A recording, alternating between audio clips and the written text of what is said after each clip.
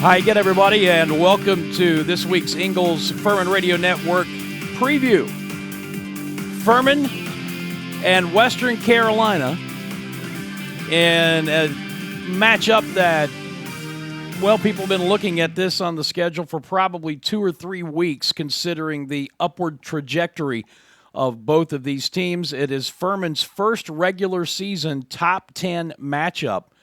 It's all the way back in 2004 in a game against Appalachian State, if you can believe that. It's been that long since Furman has played a regular season game in which both it and its opponent are ranked in the top 10. Furman ranked as high as number 3 in the nation, and Western Carolina ranked as high as number 8. I am Dan Scott, looking forward to being with you from Cullowhee on Saturday for this mammoth matchup, as my good friend Daniel Hooker, the SID up there, likes to call anytime these teams get together, the battle for purple supremacy.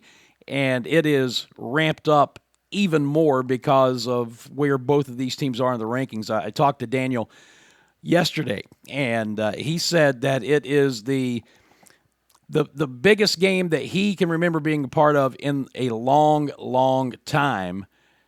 Regular season game, going back to some of the battles they had with Appalachian State when the Mountaineers were still in the conference, and both teams were pretty good, and Appalachian State was obviously really good at the time.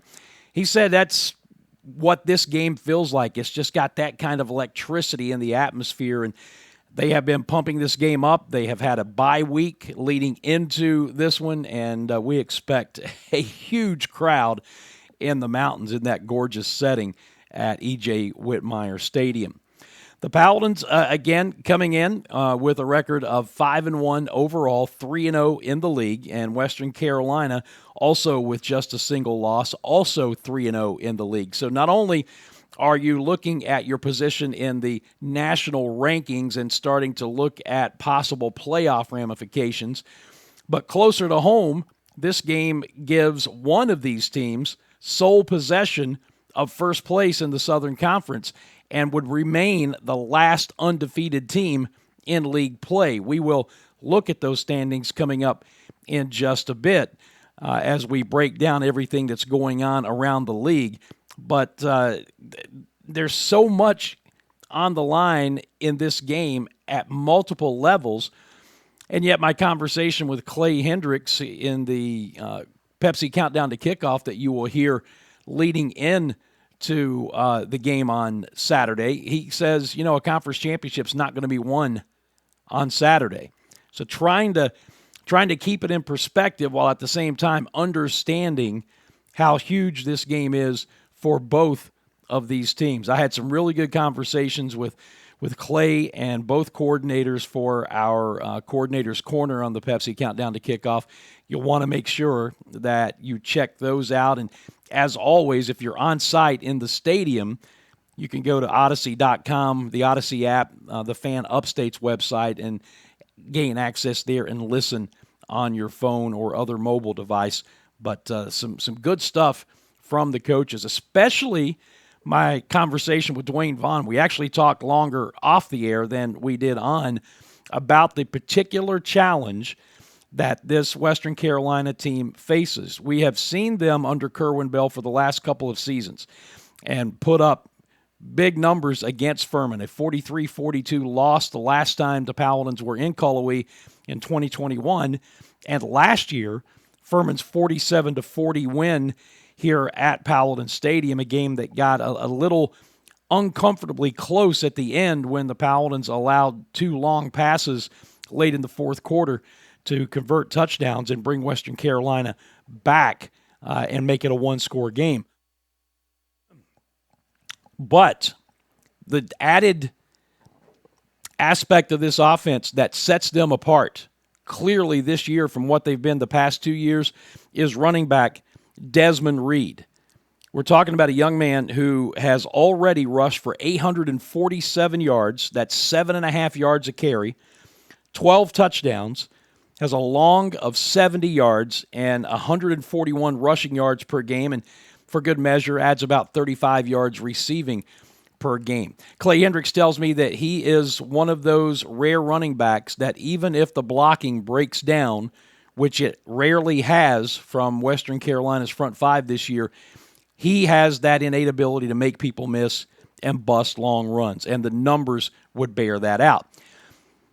The unknown coming into this is his health, because in their last game 2 weeks ago against Chattanooga on a long touchdown run, he pulled up lame at the end of that run and basically hopped into the end zone with an apparent hamstring injury. What is his status? How healthy is he? With a week off, is he going to play? I'd be surprised if he doesn't give it a go. Something to watch, because that is a huge part of what they do offensively. I mean, they rush for 222 yards per game. Now, they throw it really well as well. We'll get into the number comparisons here in just a moment. 309 yards, almost 310 yards per game from sophomore quarterback Cole Gonzalez. And the big thing, it's really similar to what we saw at Samford last week, where Michael Hyers had only been sacked 6 times through their first 5 games, or through their first 6 games. Well, Cole Gonzalez has only been sacked twice all season long, and he's thrown 14 touchdown passes, over 1,500 yards in passing yardage. So can Furman get pressure on him anywhere close to what they did last week against Michael Hyers and Samford? Maybe not 9 sacks, which is just one off the school's single-game record, but hit him, make him uncomfortable, and make him do some things under pressure that he has not had to do so far this season. I think that's going to be the biggest defensive key. And what made that so impressive last week, working in concert with the pass rush, was the coverage. Now, the Paladins did give up the one long touchdown pass early when Travis Blackshear bid on a double move.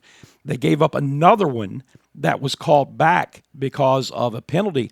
But outside of that, the coverage in the secondary was really, really good, and it did not give Michael Hyers on passes that weren't the quick screens to one side or the other. It did not give him time to make that first read and get the ball out in under 2.5 seconds.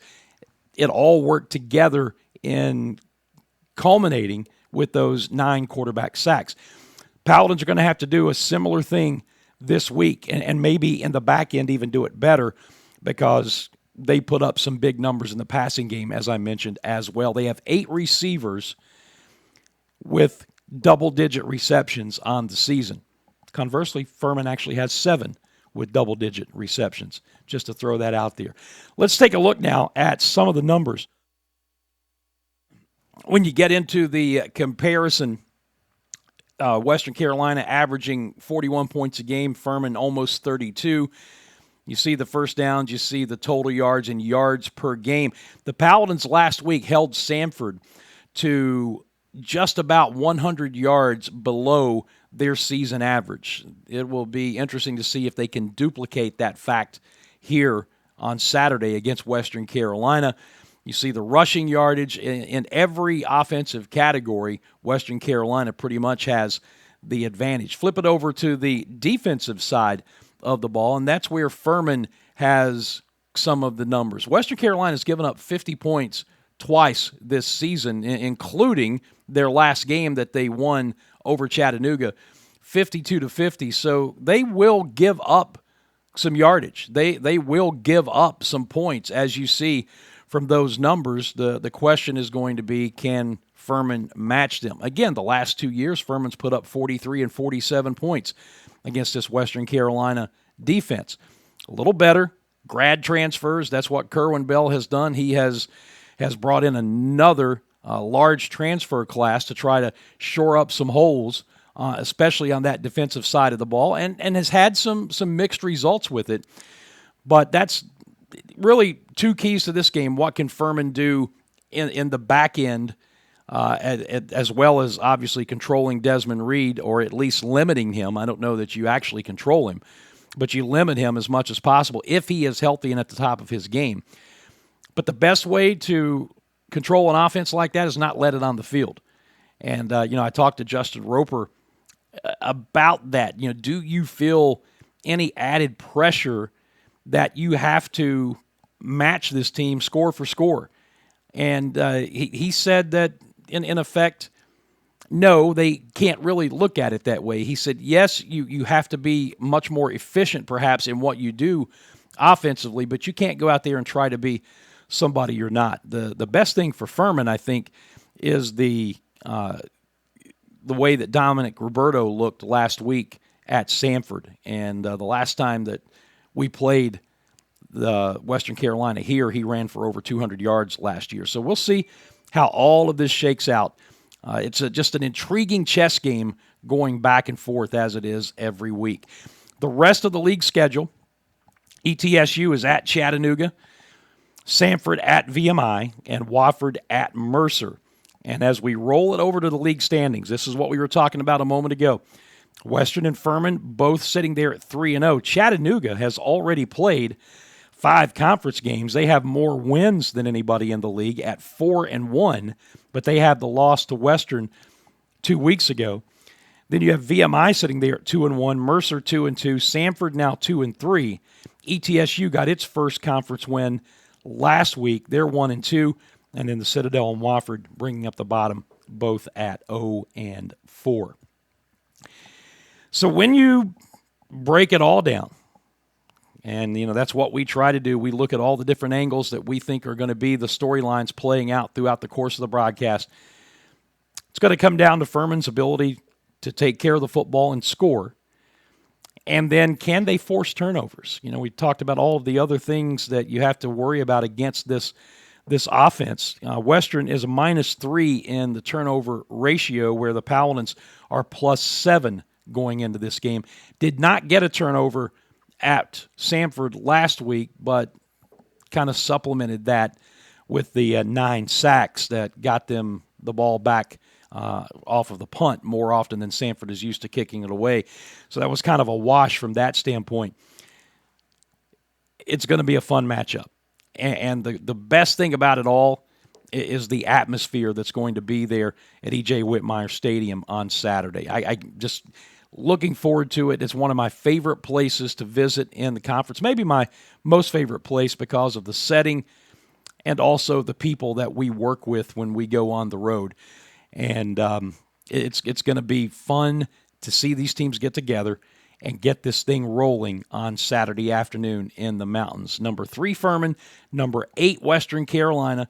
First place in the conference on the line and continuing to jockey in the national standings looking towards the playoffs. It is going to be a fun Saturday. If you can't make it, we've got the Pepsi Countdown to Kickoff beginning at 11:30 a.m., actually, that's not right. I forgot to change that on the graphic. It's beginning at 1 p.m. 1 p.m. is the pregame time with the 2:30 kick on 97.7 FM in Greenville, 97.1 in Spartanburg, and on the Odyssey app and Odyssey.com to take it mobile wherever you go. Look forward to having you there. If you can't make it, we've got you covered on the radio. Thank you for checking out this week's Ingles Furman Radio Network preview. We will talk to you Saturday from the stadium. Until then, I'm Dan Scott saying God bless you, and so long, everybody.